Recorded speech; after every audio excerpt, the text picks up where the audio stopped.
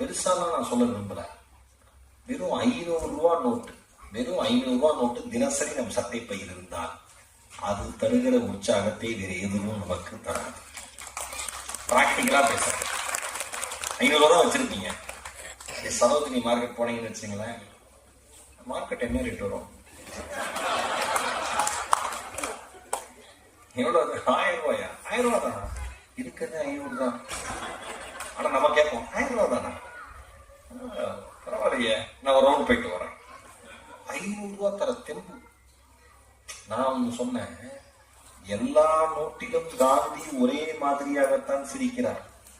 எல்லா நோட்டிலும் காந்தி ஒரே மாதிரியாகத்தான் சிரிக்கிறார். நாம் தான் நோட்டுக்கு தகுந்த மாதிரி சிரிப்பை மாற்றிக்கொள்கிறோம்.